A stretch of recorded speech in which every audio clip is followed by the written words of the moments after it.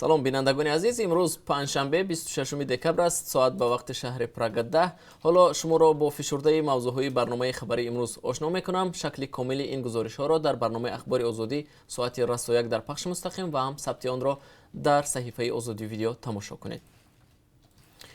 از اجرای وعده های پیش از انتخاباتی تا انتقاد از کار بانک ها و شماره مهاجران کاری تاجیک، امروز امامعلی رحمان پرزیدنت تاجیکستان به پارلمان و مردم کشور پیام سالانه خود را ارائه نمود. طور به نظر رسید در این پیام رئیس جمهور کشور اکثرا تغییرات در حیات اجتماعی و اقتصادی مردم در 6 سال اخیر را بهاگذاری کرده دوره رهبریش را موفق خواند. این پیام در حال ارائه می شود که سال آینده در تاجیکستان هم انتخابات پارلمانی و هم انتخابات پرزیدنتی در نظر است.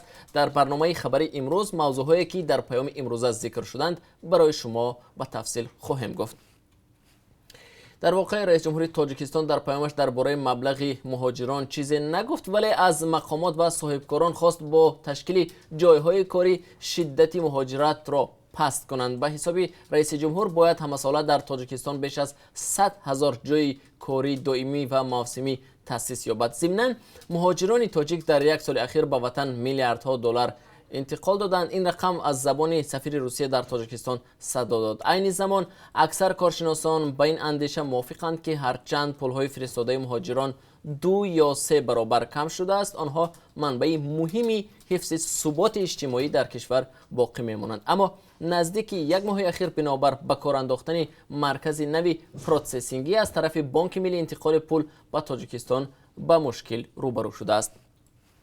نگفته نماند که موضوع دیگری مورد توجه بالوروی بی‌سابقه قرب روبل روسی در بانک های تاجیکستان است. طبق اطلاع بانک ملی امروز رسما 1000 روبل روسی 156 سومانی و 60 درم ارزش دارد، در حالی که دیروز 1000 روبل 155 سومانی و 80 درم ارزش داشت. تلاش میکنیم در این زمینه شرح بانک ملی را تا نشر برنامه به دست آوریم. قرقیزستان برای تبادل منطقه های نزد مرزی با تاجیکستان آماده است. در این باره دیروز پرزیدنت قرقیزستان سوارونبای جینبکوف در نشست مطبوعاتی ابراز نظر کرد. جینبکوف اقرار کرد که مذاکرات در موضوع بحث های مرزی با تاجیکستان با مشکلی پیش می رود. بنابر معلومات مرزبانی قرقیزستان سال جاری از سوی این نهاد 16 تنش‌های مرزی ثبت شدند که 13 تای آن در مرز تاجیکستان و قرقیزستان رخ داده است. مناقشه اخیر میان ساکنان نزد مرزی در دهه سامانیان تاجیکستان و کوکتوش قرقیزستان 18 دکبر سر زد. خویشاوندان جوان را که به گفته مقامات انتظامی برای تلاش آتش زدن ارچه و حمله به مأموران میلیسه بازداشت شد، بیماری روحی دارد. میگویند مقامات انتظامی شهر کولاب فرهاد عزیزخان 27 ساله را روز 24 دکبر دستگیر کردند. این جوان از محله چرمگران پایان شهر کولاب بوده. در گذشته با گناه فروش مواد مخدر زندانی شده بوده است. او را 1 سال پیش آزاد کردند. در این باره در برنامه خبری جزئیات خواهم داد. بیننده ارجمند، این بود فشرده موضوعهای برنامه خبری امروز. تا کمتر از 3 ساعت دیگر ما را در پخش زنده در صحیفه آزادی ویدیو در یوتیوب و هم صحیفه های رادیو آزادی در فیسبوک و ادنکلاسنیکی همراهی کنید.